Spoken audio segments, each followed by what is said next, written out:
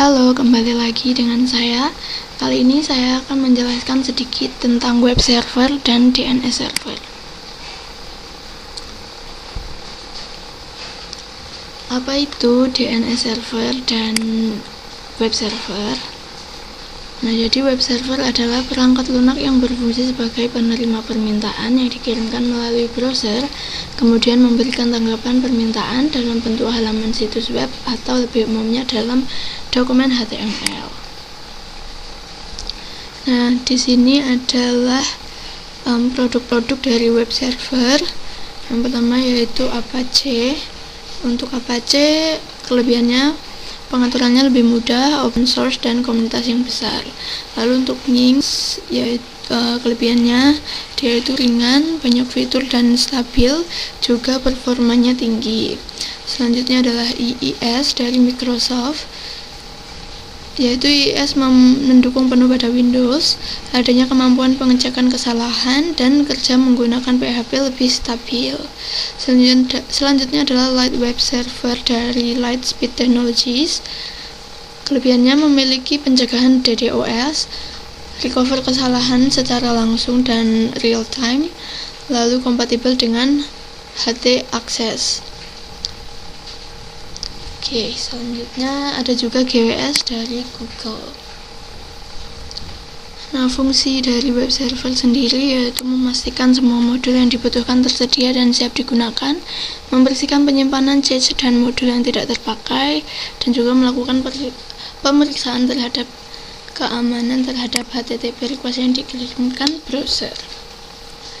Nah, selanjutnya ada juga HTML. HTML adalah singkatan dari Hypertext Markup Language. Disebut hypertext karena HTML sebuah teks biasa dapat berfungsi lain, dan kita dapat membuatnya menjadi link yang dapat berpindah dari satu halaman ke halaman lainnya. HTML merupakan bahasa dasar pembuatan web. Disebut dasar karena dalam pembuatan web, jika hanya menggunakan HTML, tampilan web akan terasa biasa saja atau hambar.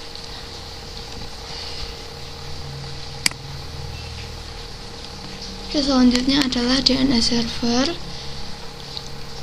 yaitu adalah Domain Name Server atau DNS, adalah sebuah sistem yang menghubungkan Uniform Resource Locator atau URL dengan Internet Protocol Address atau IP address.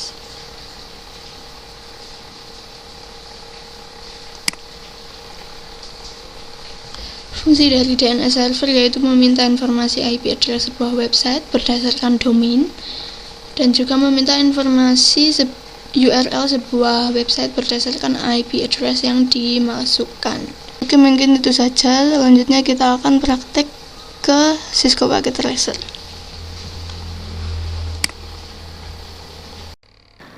Oke, kita udah di paket tracernya, kurang lebih topologi atau skema jaringannya seperti ini.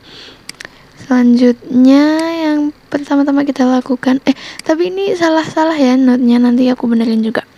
Oke, yang pertama kita buat dulu routing dinamik menggunakan RIP.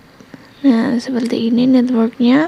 Lalu juga untuk IP address fast Ethernet 1,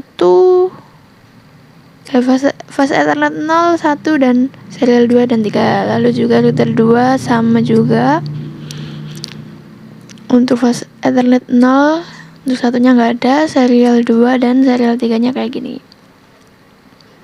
Semuanya menggunakan subnet mask 24/24 ya, jadi subnet masknya sama semua.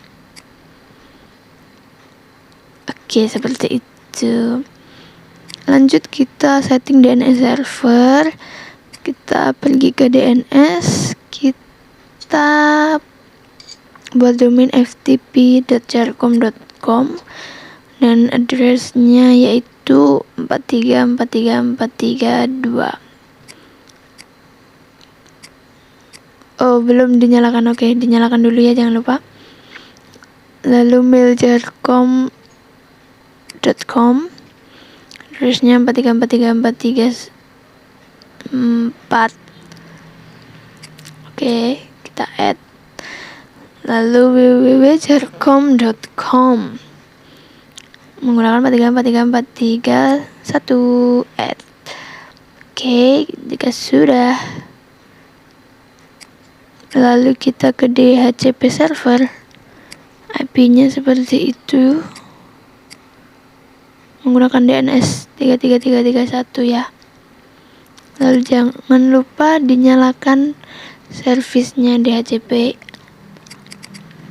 on, lalu menggunakan DNS juga dan menggunakan gateway. Lalu untuk maksimum numbernya 20 di save. Tada. Lalu ke web servernya HTTP dan HTTPS-nya dinyalakan. Kurang lebih seperti itu IP-nya. Lalu kita ke index.html, kita edit isinya, kita copy dari web, lalu kita paste, kita save. Jadi isinya nanti akan ditampilkan pada web browser.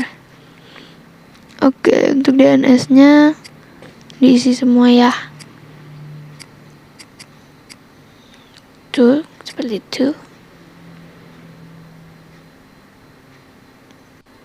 Lanjut, sekarang kita lihat masing-masing config IP pada masing-masing PC.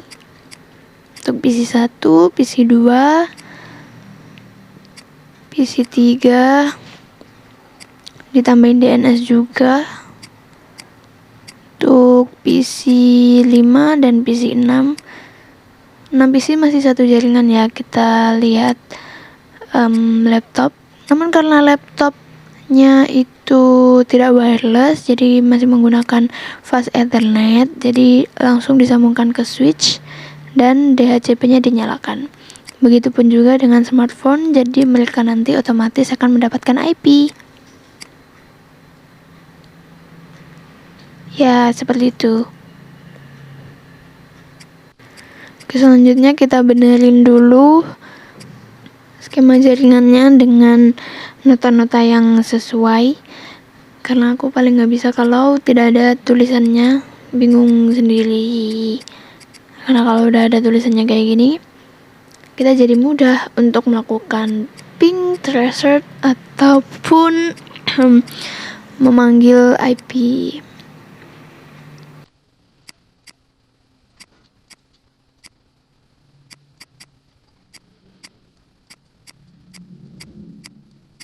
Oke, sudah rapi.